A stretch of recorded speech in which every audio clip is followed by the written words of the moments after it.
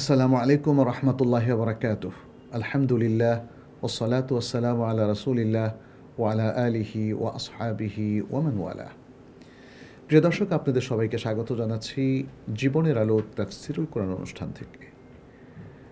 আজকেও আমরা সূরাত আল ইমরান থেকে কয়েকটি আয়াতের তাফসীর পেশ করব ইনশাআল্লাহ। আজকে আমরা সূরাত আল ইমরানের 133 ও 34 নম্বর আয়াতের তাফসীর পেশ করব ইনশাআল্লাহ। সূরাত আল ইমরান মাদানী একটি সূরা, আপনারা জানেন। এই সূরাটিতে আল্লাহ সুবহানাহু ওয়া তাআলা অনেক গুরুত্বপূর্ণ বিষয় পেশ করেছেন। আর আজকের এই দুটো আয়াতের মূল বিষয় হলো মুত্তাকিনদের প্রতি আল্লাহ সুবহানাহু ওয়া তাআলার কিছু নির্দেশনা এবং মুত্তাকিনদের কিছু বৈশিষ্ট্য নিয়ে আলোচনা। আসুন তাহলে আমরা শুরু করছি। أعوذ بالله من الشيطان الرجيم وسارعوا إلى مغفرة من ربكم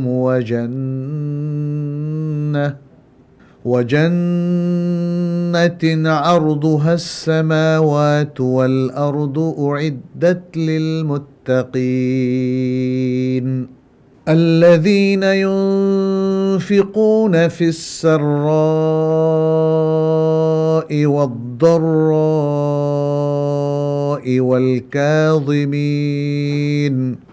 والكاظمين الغيظ والعافين عن الناس والله يحب المحسنين। প্রথমেই শব্দার্থ।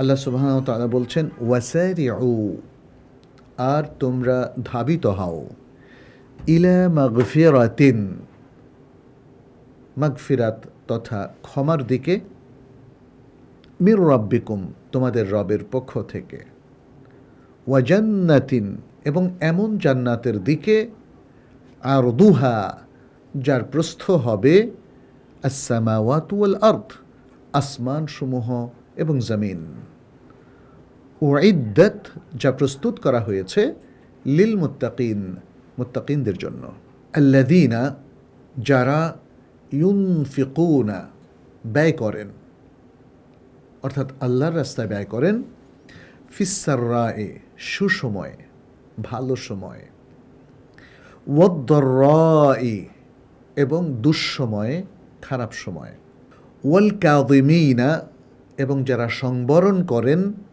আল গায়যা, রাগ বা ক্রোধ, ওয়াল আফিনা, এবং যারা ক্ষমা করে দেন, আনিন নাসি, মানুষকে, ওয়াল্লাহু, এবং আল্লাহ, ইউহিব্বুল মুহসিনিন, ভালোবাসেন সৎকর্মশীলদেরকে।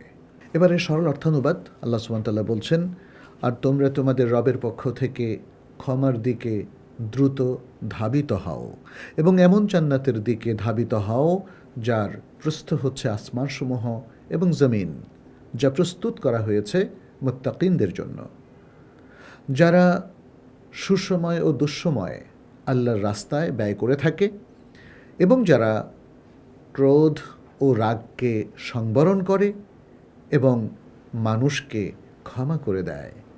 আর আল্লাহ যারা সৎকর্মশীল তাদেরকে ভালোবাসেন। প্রিয় দর্শক, আমরা এই দুটো আয়াতের মূল প্রতিপাদ্য বিষয় তথা সাবজেক্ট আপনাদের সামনে আমরা তুলে ধরেছিলাম। আগের আয়াতগুলোর সাথে এর সাযুজ্য আমরা একটু বর্ণনা করব। আগের আয়াতগুলোতে আল্লাহ সুবহানাহু ওয়া তাআলা সুদের মতো ভয়াবহ একটা পাপকে নিষিদ্ধ ঘোষণা করে তা থেকে ব্যক্তি, সমাজ এবং রাষ্ট্র কী করে উত্তরণ করতে পারে তাকওয়ার পথে চলে এবং আল্লাহ এবং রাসূলের আদর্শকে মেনে নিয়ে তাদের আনুগত্য করে, সে আলোচনাটা করেছেন। আর আজকে আল্লাহ সুবহানাহু ওয়া তাআলা এই দুটো আয়াতে তুলে ধরছেন কিভাবে চূড়ান্ত সাফল্য অর্জন করা যায়, পরকালে কিভাবে আল্লাহর ক্ষমা পাওয়া যায় এবং জান্নাতের মতো মহা নেয়ামত পুরস্কার হিসাবে পাওয়া যায়, এবং তা পাওয়ার জন্য যে বৈশিষ্ট্যগুলো প্রয়োজন সেটাও তিনি এখানে তুলে ধরেছেন। ফলে এই দুটো আয়াত অত্যন্ত গুরুত্বপূর্ণ তথ্য আমাদের সামনে পেশ করছে। আল্লাহ সুবহানাহু ওয়া তাআলার পক্ষ থেকে চমৎকার নির্দেশনা আমাদের সামনে তুলে ধরছে, পাশাপাশি মুত্তাকিনদের সাফল্যের পেছনে যে বিশেষ বৈশিষ্ট্যগুলো কাজ করছে সেগুলো আল্লাহ সুবহানাহু ওয়া তাআলা এখানে উপস্থাপন করেছেন। আসুন তাহলে আমরা কিছুটা বিস্তারিত ব্যাখ্যার মধ্য দিয়ে বিষয়গুলো সম্পর্কে একটু অবহিত হই। আল্লাহ সুবহানাহু ওয়া তাআলা শুরুতেই বলছেন কি, ওয়াসারিউ, সারা ইউসারিউ মুসারাআতান, অর্থাৎ একে অন্যের সাথে প্রতিযোগিতামূলক ধাবিত হওয়া। তাহলে আমরা জানি প্রতিযোগিতায় অবতীর্ণ হওয়া, জোরে ছুটার জন্য, তাহলে এর মধ্যেই তো দ্রুত একটা বিষয় চলে আসে, তাই না? দ্রুত বেগে ধাবিত হওয়া। আল্লাহ সুবহানাহু ওয়া তাআলা আসলে পছন্দ করেন যে মানুষ তার ক্ষমা পাওয়ার জন্য প্রতিযোগিতা করবে, ভালো কাজ করার জন্য প্রতিযোগিতা করবে, সালাত পড়ার জন্য প্রতিযোগিতা করবে। এই জন্য এই শব্দটা তিনি এখানে চয়ন করেছেন। আর অন্য শব্দে তো তিনি সেগুলো আরও ক্লিয়ার করে দিয়েছেন। আল্লাহ সুবহানাহু ওয়া তাআলা তানাফুসের কথা আল কোরআনে বলছেন, ওয়াফি যালিকা ফালইয়াতানাফাসিল মুতানাফিসুন। আর এই বিষয়ই মানুষ যেন পরস্পর প্রতিযোগিতা করে। অন্য আয়াতে আল্লাহ সুবহানাহু ওয়া তাআলা তুলে ধরেছেন যেন মানুষ দ্রুত বেগে ভালোর দিকে অগ্রসর হয়। যেমন বলছেন, ফাস্তাবিকুল খায়রাত, তোমরা ভালো কাজে প্রতিযোগিতা করো, তাই না? তাহলে প্রতিযোগিতার একটা ভালো দিক কিন্তু এখানে তুলে ধরা হয়েছে, ভালো কাজে প্রতিযোগিতা। এখানে এই ভালো কাজে প্রতিযোগিতামূলক অগ্রসর হওয়ার জন্য দুটো বিষয় উপস্থাপন করা হয়েছে। একটা হলো মাগফিরাত। আসলে মাগফিরাতের চাইতে শ্রেষ্ঠ আর কোনো কিছু নেই। আল্লাহর ক্ষমা, ক্ষমা যে পেয়েছে সে সফলকাম হয়ে গেছে। ফলে আল্লাহ সুবহানাহু ওয়া তাআলা প্রথমেই ক্ষমার দিকে আমাদের ফোকাসটা দিতে চেয়েছেন। আমরা যেন আল্লাহর কাছে ক্ষমার জন্য নিজেদেরকে প্রস্তুত করি, জীবনটাকে প্রস্তুত করি, সমস্ত অ্যাক্টিভিটিসগুলো সেই ক্ষমা পাওয়ার জন্য আমরা সাজিয়ে নেই। আল্লাহর ক্ষমা পাওয়াটা যেন আমাদের জন্য সহজ হয়। ক্ষমা পেলেই তো পরবর্তী সাফল্য অর্জন করা সহজ হবে। অতএব আমাদের প্রতিযোগিতা প্রথমে ক্ষমার দিকে, তারপরে জান্নাতের দিকে। ক্ষমাই যদি না পাই তাহলে কি জান্নাত পাওয়া যাবে প্রিয় দর্শক? কখনোই নয়। সুতরাং তারপরে আল্লাহ সুবহানাহু ওয়া তাআলা জান্নাতের কথা উল্লেখ করলেন। দু তিনটা কথায় জান্নাতের চমৎকার একটা বর্ণনা এখানে দিয়ে দিলেন। কি বললেন? আরদুহাস সামাওয়াতু ওয়াল আরদ। জান্নাতের আর্ধ, আর্ধ হচ্ছে প্রস্থ। আপনারা যারা অঙ্ক করেছেন, প্রায় সবাই তো অঙ্ক করেছেন, তাই না? আমরা জানি একটা হলো দৈর্ঘ্য আর একটা হলো প্রস্থ। কোনটা বড়? দৈর্ঘ্যটা বড়, তাই না? যে কোনো জিনিসের দৈর্ঘ্যটা একটু বড় থাকে, প্রস্থতা একটু ছোট থাকে, এটা সাধারণ। কিন্তু কোনো কোনো জিনিসের দৈর্ঘ্য প্রস্থ দুটোই সমান থাকতে পারে। তো প্রস্থ যেহেতু ছোট হয়, আল্লাহ সুবহানাহু ওয়া তাআলা আমাদের সামনে জান্নাতকে উপস্থাপন করেছেন তার প্রস্থের বর্ণনা দিয়ে, যে তার প্রস্থটাই হলো আসমানসমূহ এবং জমিন। অর্থাৎ আসমান এবং জমিন যত বড়, জান্নাতের প্রস্থটাও ততটা বড়। তাহলে দৈর্ঘ্য কী পরিমাণ হবে আপনি কল্পনাও করতে পারবেন না। এবং সে কথাটাই আমরা দেখি যে আরেকটা হাদিসে নবী সাল্লাল্লাহু আলাইহি সাল্লাম বলেছেন জান্নাত সম্পর্কে, যে মালা আইনুন রাআত, যেটা কোনো চোখ কোনো দিন দেখেনি, ওয়ালা উদুনুন সামিআত, কোনো কান কোনো দিন শোনেনি, ওয়ামা খাতারা বিবালি বাশার, এবং কোনো ব্যক্তির হৃদয়ে কোনো দিন উদয়ও হয় নাই। তাহলে জান্নাতের এই বর্ণনা থেকে আমরা বুঝতে পারলাম জান্নাত বিশাল বিশাল। কাজ করছি আমরা অল্প, আর পুরস্কার পাবো বিশাল। আল্লাহ সুবহানাহু ওয়া তাআলা সে কথাটা এখানে বললেন, আর বললেন তোমরা ধাবিত হও, ছোটে চলো, চুপ করে বসে থাকো না। বুদ্ধিমান আসলে যখন শুনবে যে ওখানে গেলে এত বড় পুরস্কার পাওয়া যাবে, সে তো চুপ করে বসে থাকবে না, সে ধাবিত হবে। আল্লাহ সুবহানাহু ওয়া তাআলা সেটাই চাচ্ছেন। আর আরেকটা সংবাদও তিনি আমাদেরকে অবহিত করে দিলেন, সেটা হলো এই জান্নাতটা প্রস্তুত করা হচ্ছে মুত্তাকিনদের জন্য।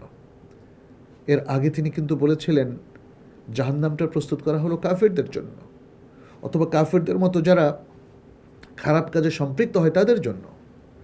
আর জান্নাতটা প্রস্তুত হবে লিল মুত্তাকিন, মুত্তাকিনদের জন্য। প্রিয় দর্শক, ইমাম ইবনে জারির আত-তাবারি তার বিখ্যাত তাফসির গ্রন্থে উইদ্দাত লিল মুত্তাকিন এই কথাটির সুন্দর একটা তাফসির তিনি তুলে ধরেছেন। বলেছেন, ইন্নাল জান্নাতা কাদ হুইয়াত মুসবাকান লিল্লাযিনা তাকাউল্লাহ তাআলা, নিশ্চয়ই জান্নাত প্রস্তুত করা হয়েছে আগে থেকেই সেসব লোকদের জন্য যারা আল্লাহর তাকওয়া অবলম্বন করবেন, বিমতিসালি আওয়ামিরিহি ওয়াজতিনাবি নাওয়াহিহি, কিভাবে?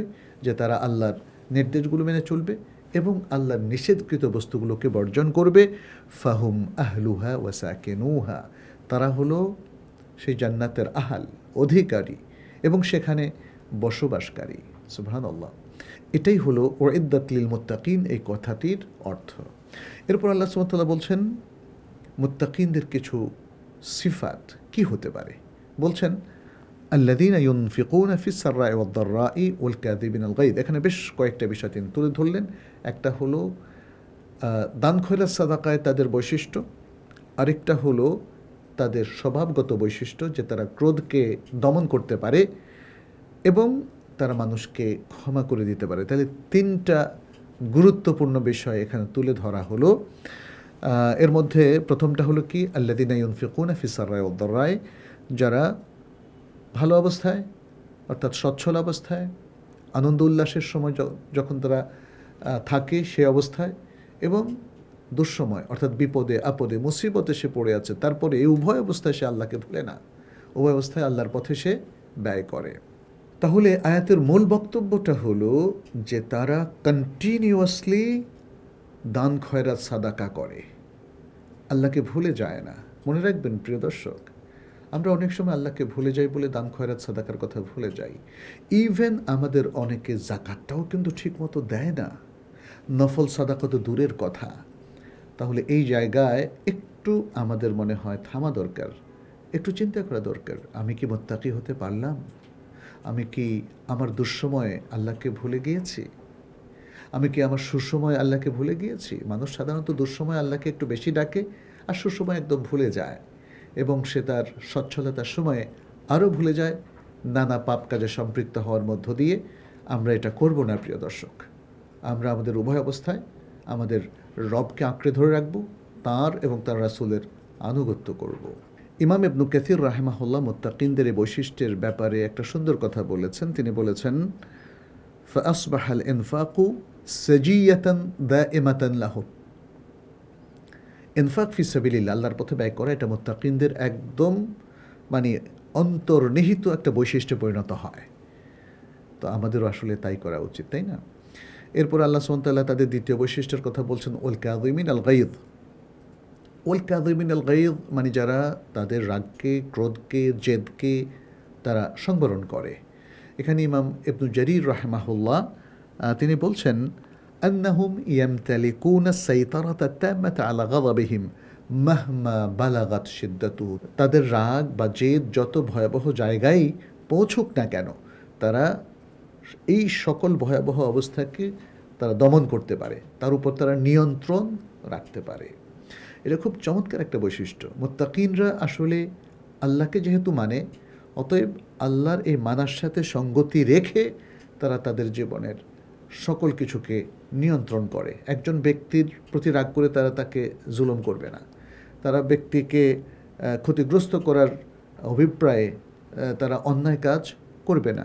সর্বাবস্থায় তার মন যাই চাকুক, সর্বাবস্থায় তার মন যাই চাক না কেন, তার প্রবৃত্তি যেরকমই হোক না কেন, সে সব কিছুকে দমন করে আসলে নিজেকে আল্লাহ সন্তুষ্টির মধ্যেই রাখবে। এটাই হচ্ছে আল কাযিমিন আল গায়দ এর অর্থ।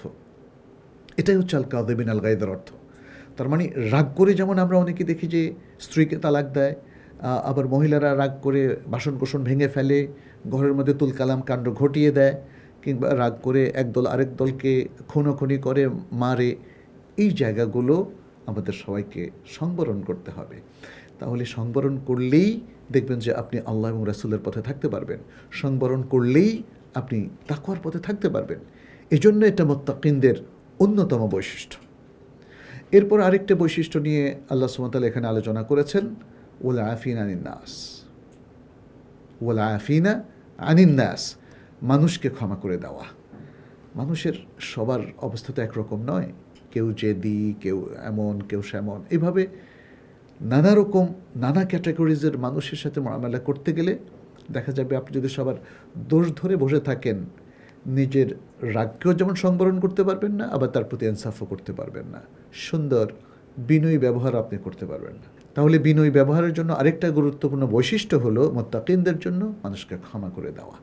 ক্ষমার প্রবৃত্তিটা যদি অর্জন করা যায় প্রিয় দর্শক, তাহলে জীবনটাকে সুখী করা যায়। দেখুন, দাম্পত্য জীবন সুখী হয় যদি স্বামী স্ত্রী একে অপরকে ক্ষমা করে দেয়। কত কিছুই না হয়, কথা কাটাকাটি লাগালাগি, তাই না? যদি ক্ষমা করে দেওয়া যায়। ঠিক তেমনি একটা পরিবারভুক্ত মানুষ একে অপরকে ক্ষমা করতে পারলে তারা সুখী পরিবার হতে পারে। একটা জনপদের মানুষ যদি আমাদের পারস্পরিক ইন্টারাকশনে যে ত্রুটিগুলো হয়েছিল সেগুলো ক্ষমা করতে পারি, তাহলে কিন্তু ভালো মানুষ হওয়া যায়। এভাবে মুত্তাকিনদের এই চমৎকার বৈশিষ্ট্য চর্চার মধ্য দিয়ে বা অর্জনের মধ্য দিয়ে একটা সুন্দর মানুষ, সুন্দর পরিবার, সুন্দর সমাজ গড়ে উঠতে পারে। আর এগুলো হচ্ছে ভালো কাজ, এগুলো হচ্ছে ইহসানের কাজ, এগুলো হচ্ছে ইসলাহের কাজ, এগুলো হচ্ছে আমালে সালেহ। আর আল্লাহ সুবহানাহু ওয়া তাআলা তো এই আমলে সালেহকে পছন্দ করেন, ইহসানকে পছন্দ করেন। সেই জন্য আল্লাহ সুবহানাহু ওয়া তাআলা এই আয়াতে শেষে উল্লেখ করলেন, ওয়াল্লাহু ইউহিব্বুল মুহসিনিন। আর আল্লাহ মুহসিনিনদেরকে পছন্দ করেন। মুহসিনিন মানে হচ্ছে যারা ভালো কাজ করে। মুহসিন বলা হয় যে পুণ্যের কাজ করে, যে আমালে সালেহ করে। তাহলে এই কাজে যারা সম্পৃক্ত তারাই আল্লাহর মাহাব্বা পায়। আর যারা আল্লাহর মাহাব্বা পায় তারা সুখী হয়, তাদের দুনিয়া আখিরাতের উভয় জীবনটা সুন্দর হয়। প্রিয় দর্শক, এই ডিসকাশন থেকে বেশ কয়েকটা শিক্ষা কিন্তু আমরা অর্জন করতে পারি। প্রথম হচ্ছে অবিরাম ভালো কাজ করে যাওয়া, এবং এরপর আরেকটা শিক্ষা হচ্ছে দুনিয়ায় আমরা যদি প্রতিযোগিতা করতে চাই তাহলে আমলে সালেহের প্রতিযোগিতা করা। এবং এরপর আরেকটা তথ্য আমরা জানলাম, সেটি হচ্ছে আল্লাহ সুবহানাহু ওয়া তাআলার পক্ষ থেকে বিশাল পুরস্কার জান্নাত। এরপর আমাদের সর্বশেষ শিক্ষাটা হলো মুত্তাকিনদের যে বৈশিষ্ট্যগুলো আল্লাহ সুবহানাহু ওয়া তাআলা এই আয়াতে তুলে ধরেছেন সেই বৈশিষ্ট্যগুলো অর্জন করা। প্রিয় দর্শক, আসুন আমরা মুত্তাকি হওয়ার জন্য সর্বাত্মক চেষ্টা করি, তাকওয়া অর্জন করি, তাকওয়ার পথে চলি, আল্লাহ এবং রাসূলের আদর্শ ধারণ করে ভালো মুমিন এবং মুসলিম হয়ে যাই। আল্লাহ আমাদেরকে তৌফিক দান করুন। আজ পর্যন্তই। হাদা সাল্লাল্লাহু সাল্লাম আলা নবিয়িনা মুহাম্মদ ওয়া আলা আলিহি ওয়া আসহাবিহি আজমাইন। আসসালামু আলাইকুম ওয়া রাহমাতুল্লাহি ওয়া বারাকাতুহু। ذلك الكتاب لا ريب فيه هدى للمتقين